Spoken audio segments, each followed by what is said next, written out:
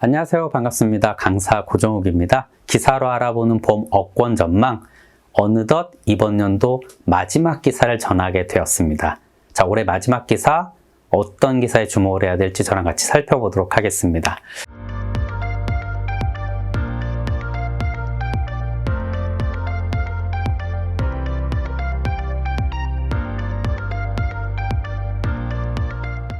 네, 첫 번째 기사입니다. 첫 번째 기사는요, 요즘 잘 나가는 GA에 대한 평판입니다. 자, GA가 뭐 보험 업계 하이마트다 이렇게 광고를 한 지 정말 꽤 오래됐습니다.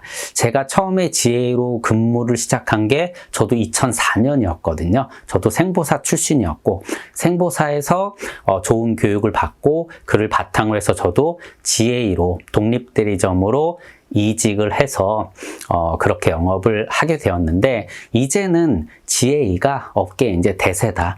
일단 GA 설계사 비율을 보게 되면 전속 설계사가 약 40%, GA 설계사가 60%를 차지하고 있고요. 그리고 더 중요한 거, GA에 대한 안 좋은 또는 부족한 부분, 항상 지적되었던 게 이제 정착률이었던데, 지금 이 정착률마저도 뭐 여기에는 약간의 이제 이런 데이터에는 우리가 몇 가지 체크해 볼 부분이 있지만, 일단은 GA 정착률이 54%, 생보사 37.5% 대비 훨씬 높고요.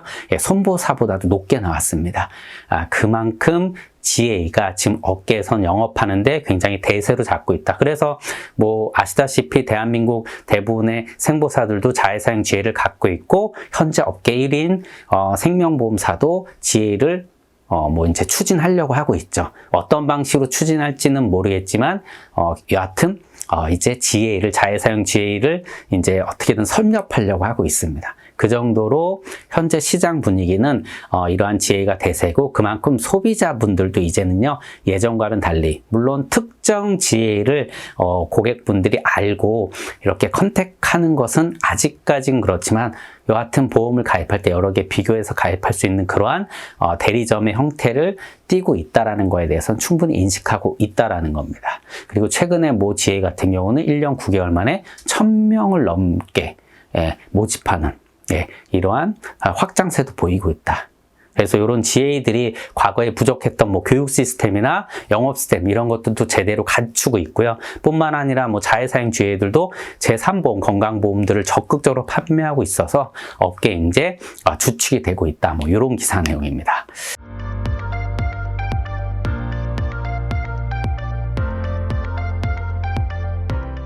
네, 다음 기사입니다. 다음 기사는요, 어른이 보험 사라진 줄 알았지만 닮은 꼴 보험으로 지금 판매되고 있다. 자, 9월 달에 판매 중단이 됐었죠. 다 아시다시피 우리가 어른이 보험이라는 게 어린이 보험인데 어른들이, 성인이 가입할 수 있어서, 그래서 여러 가지 혜택이 있었지 않습니까?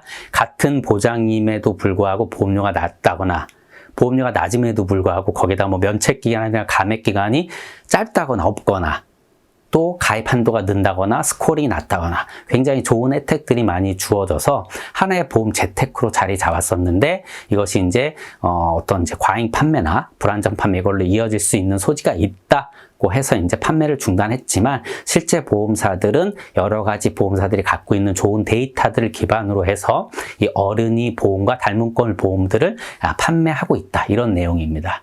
그래서 이 어른이 보험들, 특히 20대, 30대들이 이런 보험을 가입할 땐 세 가지 주요 사항을 얘기를 하는데, 첫 번째는 90세 만기가 굉장히 효율적이다. 그리고 당연히 비갱신형을 선택하는 게 좋다. 그리고 진단금 위주로 설계를 가입을 하게 되면 좋은 상품을 우리가 가질 수 있고, 기존에 사라졌던 뭐 어른이 보험 대비해서 절대 경쟁력에서 뒤처지지 않는다. 예, 요런 기사 내용이고요.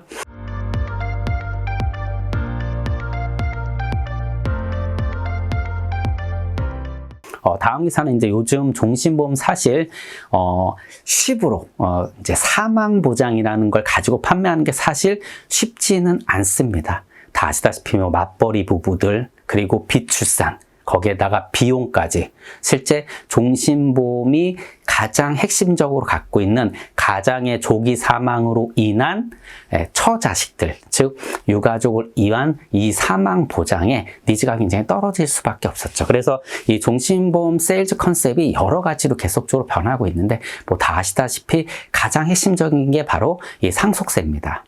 뭐 우리나라 상속세율이 굉장히 높은 편이고 뭐 전 세계에서 가장 높다라고 하고 있고 이 부분에 대해서 말도 많고 탈도 많은데 이 상속세란 세금이 부자만 내는 세금이 아니다. 결국 서울에 집 한 채만 있어도 세금을 낸다. 그래서 최근 데이터들을 보게 되면 물론 지금은 부동산 가격이 침체기이기 때문에 가격이 낮습니다. 어차피 부동산이나 모든 주식이나 오르고 내리는 것을 반복하면서 우상향하면서 갈 수밖에 없는 게 결국 이 돈과 실물의 관계 때문이죠. 경제가 성장을 하게 되면 계속적으로 뭐 예를 들어서 한국 내에서는 돈을 찍어낼 수밖에 없고 돈이 흔해지면 결국은 돈의 가치는 떨어지고 실물의 가치는 올라갈 수밖에 없는데 그 사이에서 당연히 수요와 공급에 의해서 가격이 오르고 내리고 하는 거죠. 자, 실제 대한민국 4년, 최근 4년, 이제 21년도 말까지로 보게 되면 서울 주택 매매 가격이 무려 2배.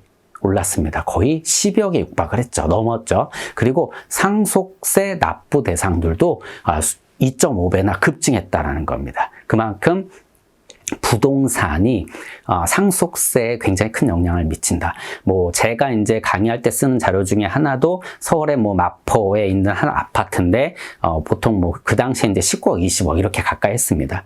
그런데 가장이 사망을 하니까 가장 놀라운 건 첫 번째, 상속세가 나온다라는 거에 너무 놀란다라는 것이죠. 두 번째, 상속세를 낼 돈이 없다라는 거. 세 번째는 가장이 사망해서 수입이 없는데 전업주부였던 와이프가 대출을 받아서 상속세를 내면 그 대출금도 갚아야 되고 현재 생활비도 또 충당을 해야 된다. 이런 이제 어려움이 있는 거죠. 그런데 종신보험이라는 건 다 아시다시피 이제 상속이라는 거, 이 사건 자체가 언제 어떻게 나올지 모르는 거고 그리고 그때 세금이 얼마나 나올지도 모르는 겁니다. 그런데 종신보험을 가입해 놓으면 언제든지 뭐 오늘 가입해서 내일 사망을 해도 즉 상속이라는 것이 내일 발생을 하더라도 언제든지 준비가 되어 있다라는 것이죠.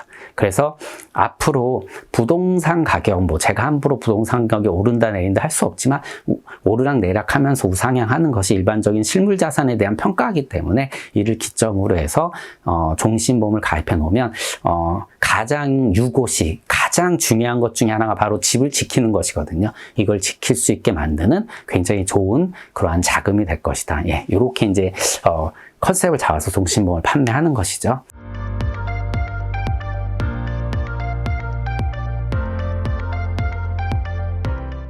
네, 다음 기사입니다. 다음 기사는요, CEO에게 꼭 필요한 경영인 정기보험에 대한 기사 내용입니다. 정기보험을 활용하는 3가지 포인트를 안내하고 있는데 첫 번째는 위험 대비가 가능하다. 즉 상속으로 인해서 유동성이 부족할 때 몇 안 되는 대비책이 된다. 뿐만 아니라 이 자금은 상속인의 고유재산이기 때문에 세금을 빼앗기지 않는다. 요런 이제 첫 번째 포인트가 나오고요. 둘째는 전액 비용 처리가 된다. 당연히 비용으로 처리하게 되면 과세 표준이 낮아지면서 법인세를 줄일 수 있다. 그리고 세 번째는 장기 목적 자금을 준비하는데 3가지 방법이 있죠. 법인의 이익금을 사용하는 건 급여로 줄 수 있고 배당으로 줄 수 있고 그다음에 퇴직금으로 이제 지급이 가능한데 퇴직금으로 지급할 때 가장 세금을 적게 낼 수 있다. 예, 이렇게 3가지 포인트를 안내하면서 기간에 정함이 없는 대표나 임원을 피보험자로 해야 되고 그리고 상품은 만기 환급금이 없는 이제 소멸성 그 보장성 보험을 해야 된다. 이렇게 이제 포인트를 집어주고 있습니다.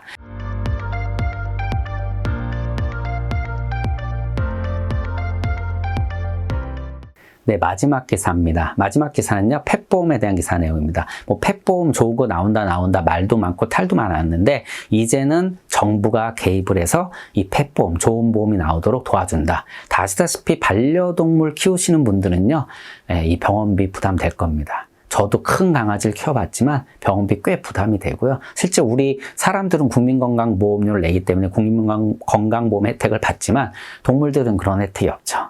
네, 그래서 나중에 뭐 이런 혜택이 정말 생긴다면 우리가 동물건강보험료를 내야 되겠죠. 근데 결국 이런 제도가 없다 보니까 아플 때 굉장히 많은 비용이 부담이 되는데 사실 보험으로 이를 전가시키기엔 굉장히 부족하다. 현재 나와 있는 펫보험들이 그저 그렇고 가성비가 떨어지다 보니까 뭐 제가 만나서 이야기를 해봐도 반려동물을 애지중지 키우고 있는 분들의 인식이 별로다라는 인식이 지배적입니다. 그래서 1.1% 정도 가입되어 있는데 사실 반려동물에 대한 중요성 이런 것들은 상상을 초월할 정도로 커지고 있죠. 요번에 이제 뭐 개고기 이런 거 못 먹게 하는 그런 이제 법도 통과될 수도 있다라고 하는데 그래서 정부가 이제 좀 손을 내민 거죠. 좀 더 적극적으로 도와주겠다. 그래서 이제 원스톱 서비스를 시행을 하는데 일단 한 장소에서 가입도 하고 청구도 하고 동물 관리도 하고 이런 걸 한꺼번에 다 할 수 있게 그리고 동물병원에서 팔 수 있는 펫보험 상품들도 굉장히 확대할 거고요.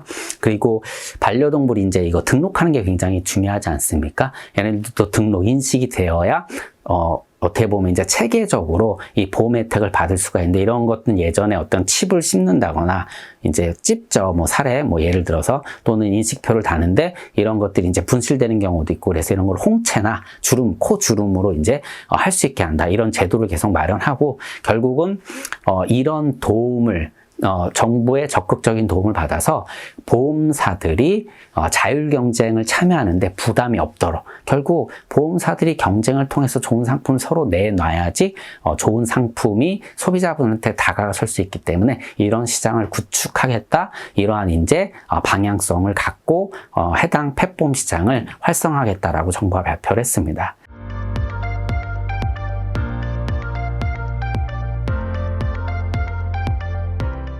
자, 2023년 마무리 정말 잘 하시고요. 내년도 잘 준비하는 그러한 한 해 되시길 바랍니다. 고맙습니다.